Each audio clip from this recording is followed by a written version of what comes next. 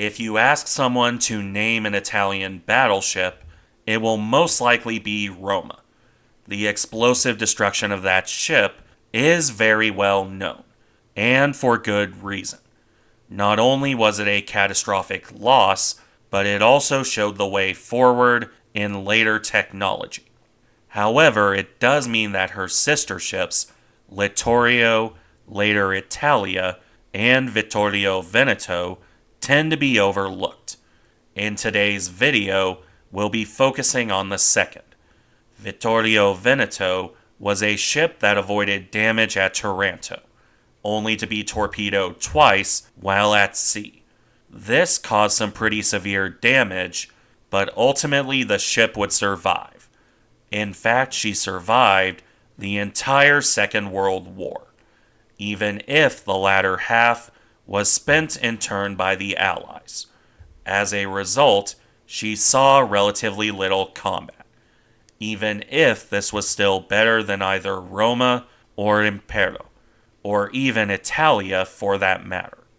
It's still a shame, though, for what was the ultimate expression of Italian battleship design, which is a good point to look at the design before we move on. Vittorio Veneto was a member of the Littorio class battleships, although that class is sometimes referred to as the Vittorio Veneto class instead. That will depend on which source you use. However, with the most well-regarded source calling them the Littorio class, I will be using that here. That source being the Littorio class, Italy's last and largest battleships. Self-explanatory, really. Anyway, regardless of what you call the ships, these were pretty large for their day.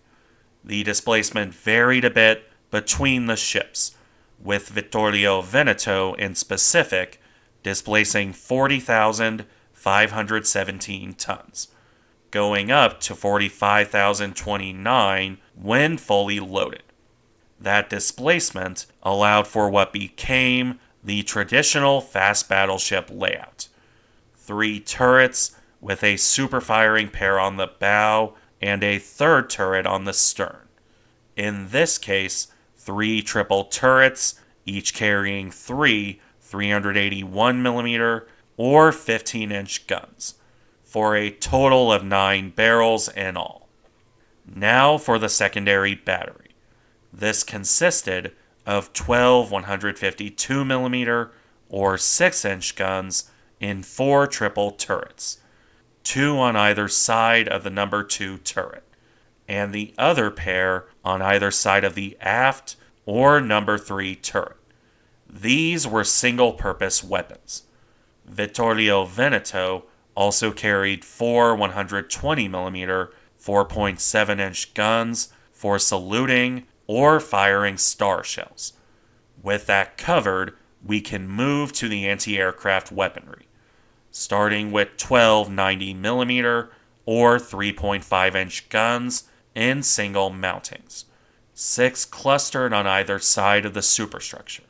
These were considered good guns in isolation. However, their mountings had issues. Notably, they weren't entirely watertight, which caused all sorts of problems with the electrical system, especially the stabilization, which was already delicate and lacking in power. Beyond this, the rest of the anti-aircraft battery consisted of 20 37mm guns in 8 twin and 4 single mountings, and a further 16 20mm guns in 8 twin mounts, with the number of 20mm guns increasing to 32 barrels later in the war. In addition to the direct weaponry, the ships also carried 3 scout aircraft. With that rounding off the weaponry, the next thing to touch on is the armor protection. This is interesting. The Littorios had an outer 70mm or 2.8-inch plate backed by an inner 280mm or 11-inch belt, with a 250mm 9.8-inch gap filled by cement foam between them. In any event, the belt armor was supported by deck armor ranging from 90 to 150 millimeters, or 3.5 to 5.9 inches, depending on location, with torpedo defense coming from the fascinating Puglisi system. In simple terms, a void filled with liquid.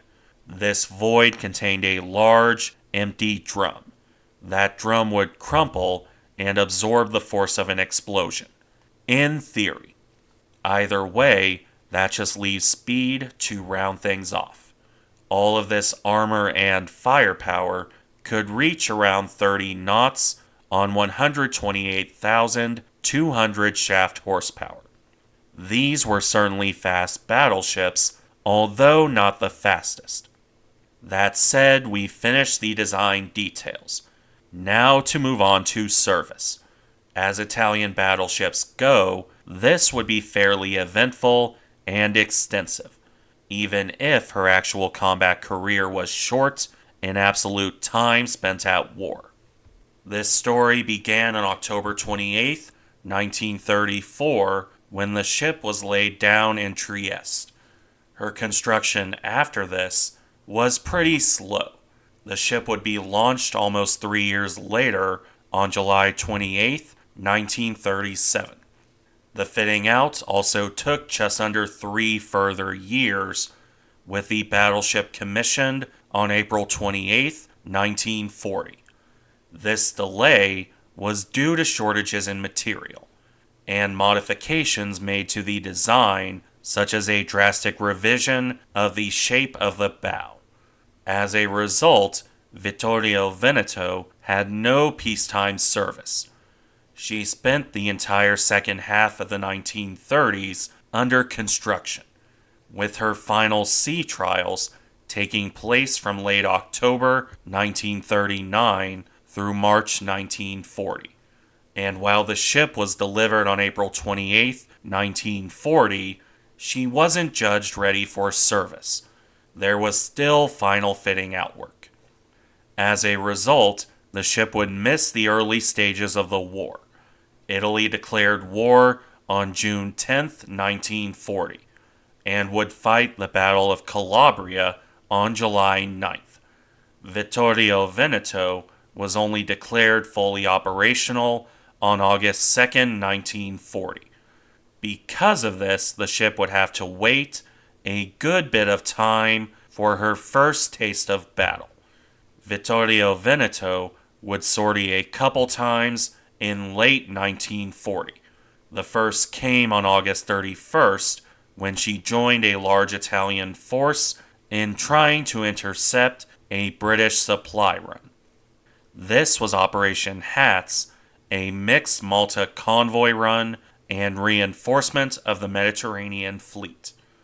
In addition to the Malta convoy, the carrier Illustrious and battleship Valiant were transferred from Gibraltar to Alexandria. The Italians sent out 5 battleships and supporting forces to try and intercept the British. However, due to a mix of poor orders and sailing cautiously, this came to nothing. The fleets didn't encounter one another, and the Italians would return home, with this being the general pattern for most of the Mediterranean War, such as another attempt on September 6, 1940. The British detached Force H from Gibraltar, feigning a move into the Mediterranean. In reality, the ships were dispatched to Dakar to try and deal with the Vichy French. The Italians didn't know this and set out to find nothing. Because of this, the first real combat for Vittorio Veneto actually came in port, not at sea. This was the attack on Taranto on the night of November 10th, 1940. This was, of course, devastating for the Italians. Littorio suffered heavy damage and had to be beached. The same was true of Duilio in regard to the beaching, less so the amount of damage. Conte di Cavour, meanwhile, was sunk outright. The British only lost 2 swordfish to direct enemy action. Fortunately for Vittorio Veneto, she evaded damage. Still, the damage to the Italian fleet did leave them in a bit of a bind. Roma wouldn't enter service until 1942. That meant the Italian fleet was down to 3 battleships: Vittorio Veneto, Giulio Cesare, and Andrea Doria, all 3 of which coming from different classes. A homogeneous squadron, this was not, and Doria was still in need of more working up as well. After the attack on Taranto, the remaining Italian battleships moved to Naples. From there, the pattern of attempting to engage the British would continue. Vittorio Veneto and Giulio Cesare would be the main participants here, from a failed operation on November 17th to the Battle of Cape Spartivento on November 27th. This was mostly inconclusive. The British turned away, and the Italians were not willing to risk their ships. So the remainder of 1940 into early 1941 was largely uneventful, aside from the odd air raid on Naples, which eventually prompted the Italians to move their fleet to La Spezia, along with a raid on Genoa on February 8, 1941, which the Italians failed to intercept. This pattern of quiet failure would, however, change in March of 1941, specifically March 27th through March 29th, the Battle of Cape Matapan. This action is mostly famous for what happened to the Italian cruiser force, how Zara, Fiume, and Pola were all sent to the bottom in one night, with good reason, since this one night crippled Italy's heavy cruiser force. As for Vittorio Veneto, her part in the action came on March 28th. British and Italian cruisers encountered each other early that morning, with a running gun battle ranging from around 8:10 a.m. through 8:55. That portion saw the Italians chasing the British. When they gave up that chase and turned back for Veneto, the Italians drew the British into a trap. Around 11 a.m., Vittorio Veneto opened fire on the British cruisers. The battleship would fire 94 shells, with a further 11 failing to fire for various reasons. These were well aimed, but only succeeded in straddles. The Italians began to withdraw towards home soon after this. British air attacks convinced Italian leadership to pull back, one of which saw both Swordfish and Albacores launch torpedoes, with a single torpedo from an Albacore launched at only 600 meters, slamming into the stern of Vittorio Veneto. This was on the port side and caused the battleship to temporarily lose steering and almost come to a halt, in addition to severe flooding. The ship lost her portside prop, damaged a shaft, and jammed her rudder. Through heroic damage control efforts, the Italians fought the flooding and got underway. By that night, the battleship was withdrawing at 19 knots. As for the Albacore, the plane was shot down.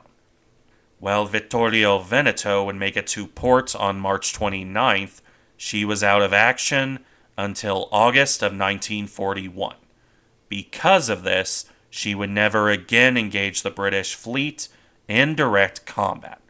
The remainder of her active service career, late 1941 through September 1943, was generally quiet, outside of submarine and air attack. Vittorio Veneto joined attempts to hunt British convoys in late 1941. These came to nothing as the two fleets missed each other. This would be the pattern until December 13th, 1941.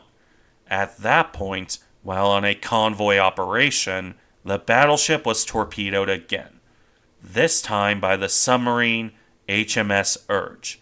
The British boat fired 3 torpedoes, with one hitting Vittorio Veneto on the port side by her aft turret. This disabled the turret and caused about 2,000 tons of water to enter the ship. However, the battleship wasn't slowed down much and would make port under her own power. The need to repair this damage did keep her in port until early 1942, with her last action against the British coming on June 14th in an attempt to intercept the Operation Vigorous convoy to Malta, which went about how you could expect. The fleets didn't meet in battle, with air attacks striking the Italians on June 15th. This disabled the cruiser Taranto, with that ship later sunk by another British submarine. The battleships Littorio and Vittorio Veneto evaded damage. At first, when they were returning home, Littorio was torpedoed by another air attack. Thus ended Vittorio Veneto's wartime service, aside from air attacks in port, and one submarine attack by HMS Umbra on November 12, 1942. By early 1943, the battleship had moved back to La Spezia, where she was badly damaged in an American air raid on June 5, 1943. 2 bombs hit near the bow, with one passing clean through and exploding beneath the hull. This caused some severe damage to the ship's bottom, forcing Vittorio Veneto to Genoa for repairs. Fortunately, those repairs did not take long, because on September 3rd, the Italian Armistice was signed, and 6 days later, on September 9th, 1943, the Italian fleet set sail. The 3 complete Littorio-class battleships sailed for Malta. This would see Roma sunk and Italia damaged. Vittorio Veneto continued to be the lucky member of the class in avoiding any damage from the Fritz X bombs. After a stint in Malta, Italia and Vittorio Veneto ended up in Egypt, where they would be interned until October 6, 1946. Only then were they allowed to return to Italy over a year after the war ended. Not to return to service, but to be scrapped. Vittorio Veneto was handed over to the British as a war prize, although the British had no use for her. The ship would instead be scrapped in early 1948. Despite how this video might have sounded, she was actually the most active of Italy's modern battleships.